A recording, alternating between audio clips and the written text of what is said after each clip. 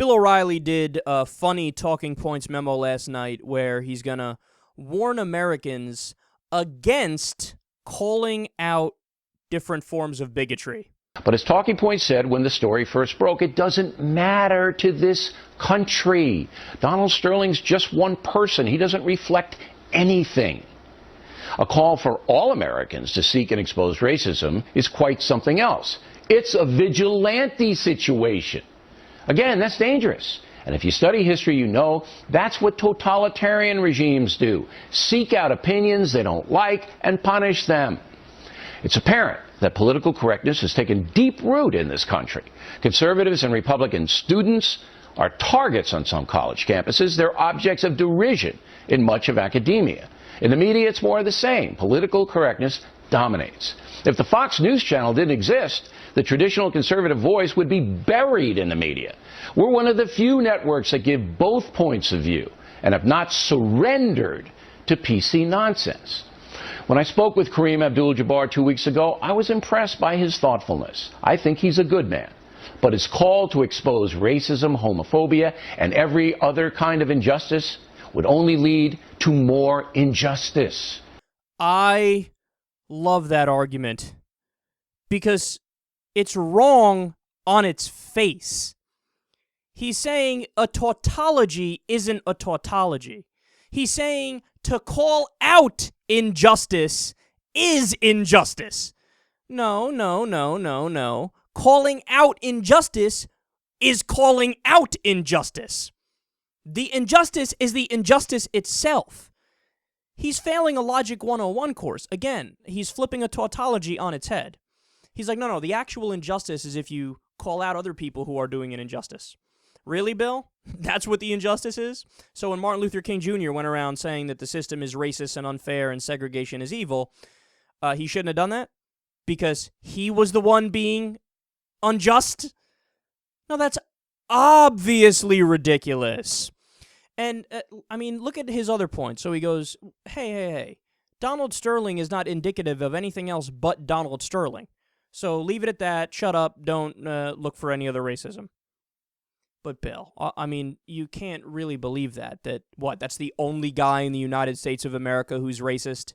It's the same month that we had another story where there was this conservative darling, Cliven Bundy, who said, let me tell you one more thing about the Negro. They're better off picking cotton as slaves. Two people within a months-long news cycle, not just racist, overtly racist, like scary level of racism. Like, unbelievable level of racism. It's not just those two guys. Bill O'Reilly's disregarding, for example, remember those polls when President Obama was first running in the primary season in 2007, and they asked polls in some red states. I don't know whether it was Mississippi or Alabama or wherever, but there was an alarming number of Republicans who said out loud, I'm not comfortable yet with a black president. Right off the bat, a significant percentage of people aren't comfortable with the black president. That is racism.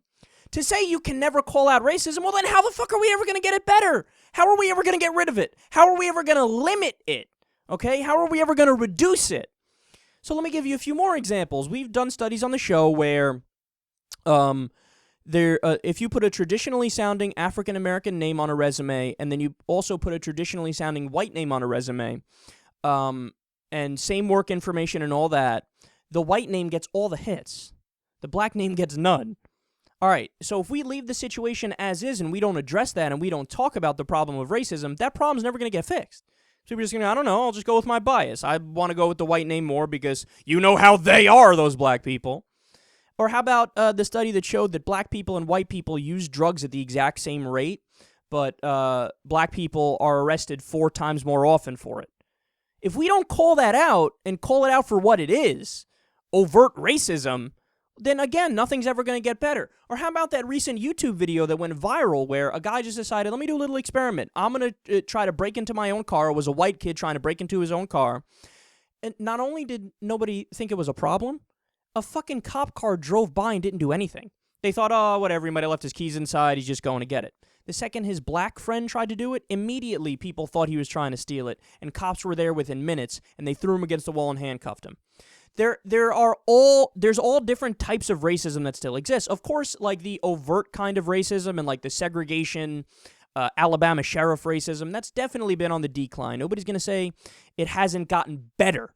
But that doesn't mean we're perfect. There's still a lot of subconscious racism and systemic racism, and yes, still some overt racism. Remember, Donald Sterling, when he was talking on the phone to his girlfriend, he was saying, look, my friends are telling me that you're taking pictures with black people. Which means it's not only Donald Sterling that's like, ooh, how dare you take picture with the rabble, with those inferior beasts, the black people.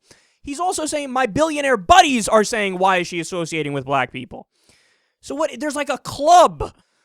So the idea that you should never call out racism or you should never call out homophobia or sexism, then it's never going to get any better. I understand that it's still going to exist to a certain degree or another forever, but the idea is to limit it as much as possible by calling it out. And here's the thing, when Bill O'Reilly says it's totalitarian to do that, to call out opinions you disagree with. No, Bill. Totalitarian is throwing people in jail for having opinions you disagree with. It's restricting free speech when somebody says something that you disagree with. That's not at all what I'm calling for. That's not what Kareem Abdul-Jabbar called for. That's not what anybody's calling for, okay? What we're saying is, no, we're just going to point out that you're an idiot, and we're just going to point out that you're racist. We're going to point out that you're wrong.